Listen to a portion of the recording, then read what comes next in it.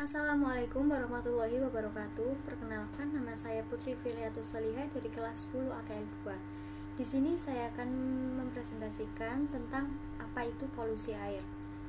Sebelum kita membahas tentang apa itu polusi air, sebaiknya kita harus mengetahui dulu tentang pengertian dari kata polusi itu sendiri. Pengertian dari kata polusi yaitu polusi adalah kondisi ketika senyawa kimia atau energi masuk ke lingkungan yang menyebabkan bahaya bagi kesehatan manusia dan merusak sistem ekologi. Dan menurut KBBI, polusi diartikan sebagai pengotoran atau pencemaran. Setelah mengetahui pengertian kata polusi itu sendiri, selanjutnya saya akan membahas tentang pengertian apa itu polusi air.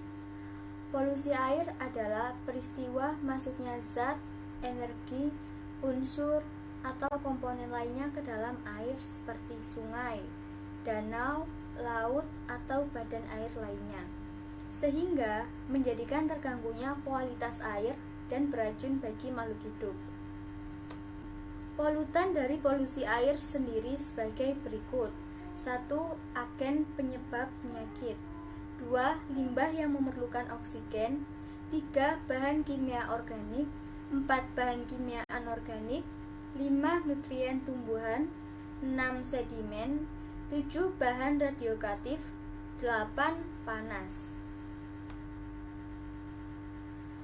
Selanjutnya, sumber polusi air terdiri dari 1. Limbah industri seperti bahan kimia, contohnya cair atau padatan, sisa bahan bakar, tumpahan minyak dan oli, kebocoran pipa minyak tanah yang ditimbulkan dalam tanah. Yang kedua, pengurangan lahan hijau atau hutan akibat perumahan dan bangunan. Yang ketiga, limbah pertanian akibat pembakaran lahan dan pestisida. Yang keempat, limbah pengolahan kayu. Yang kelima, penggunaan bom oleh nelayan dalam mencari ikan di laut. Yang keenam, limbah rumah tangga seperti limbah cair, contohnya sisa air mandi.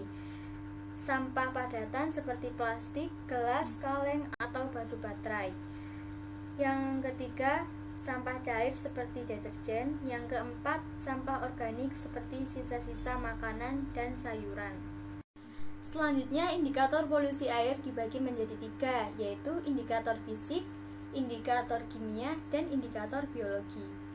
Yang pertama, indikator fisik, yaitu pengamatan pencemaran air berdasarkan tingkat kejernihan air atau kekeruhan, perubahan suhu, warna, dan adanya perubahan warna, bau, dan rasa.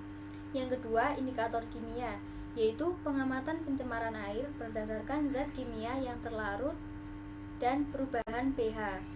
Yang ketiga, indikator biologi, pengamatan pencemaran air berdasarkan mikroorganisme yang ada di dalam air, terutama ada tidaknya patogen.